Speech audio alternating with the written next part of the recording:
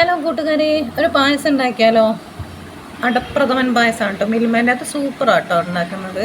ഇത് നമ്മുടെ അന്നത്തെ ബർത്ത്ഡേക്ക് എടുത്ത വീഡിയോ ആയിരുന്നു കേട്ടോ. ഞാനത് ഇടാൻ വിട്ടുപോയതാണ്.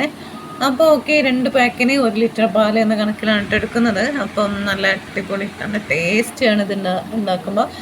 അപ്പോൾ പാലെടുത്ത് നന്നായിട്ട് ഇളക്കുക. ഒരു പാത്രത്തിൽ വെച്ചിട്ട് നന്നായിട്ട് ഇളക്കണം കേട്ടോ. അടിയിൽ പിടിക്കരുത്. അതുകൊണ്ട് ഇങ്ങോട്ടും പോവാതെ അവിടെ നിന്ന് തന്നെ ഇളക്കുക. പിന്നെ അത് നന്നായി തിളച്ച് വരുമ്പോൾ മാത്രം നമ്മുടെ കയ്യിലുള്ള പാക്കറ്റ് പൊട്ടിച്ചിട്ട് അട അതിലേക്ക് ഇടുക കേട്ടോ. ഇതിൽ തന്നെ എല്ലാം ഉണ്ട്. അണ്ടിപ്പരിപ്പ് എല്ലാം ഇതിൽ തന്നെ ഉണ്ട് കേട്ടോ. പഞ്ചസാര എല്ലാം അതിൽ തന്നെ ഉണ്ട്. അപ്പോൾ അങ്ങനെ ഞാൻ പായസം ഉണ്ടാക്കുകയാണ്. അപ്പോൾ മക്കൾസാണെങ്കിൽ അവർ കൊതിയായിട്ട് അവിടെ വെയിറ്റ് ചെയ്ത് നിൽക്കുന്നുണ്ട് കേട്ടോ.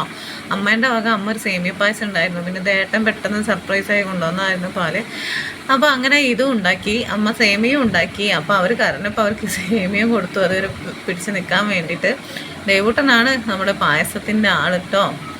അപ്പോൾ ആർക്കൊക്കെയാണ് അടപ്പായസം, സേമിയ പായസം ഏറ്റവും ഇഷ്ടമുള്ള പായസം എന്തൊക്കെയാണ്?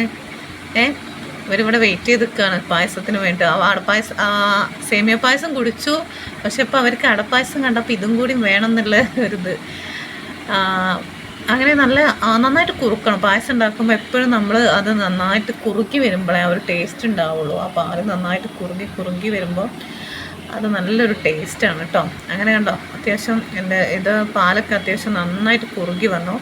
അപ്പോൾ ഈ കുറുകി വന്നതിന് ശേഷം നമുക്ക് വേണമെങ്കിൽ കുറച്ച് നെയ്യ് കുറച്ച് വെച്ചിട്ടുണ്ടെങ്കിൽ ഒന്നും കൂടി ടേസ്റ്റ് കൂടും കേട്ടോ.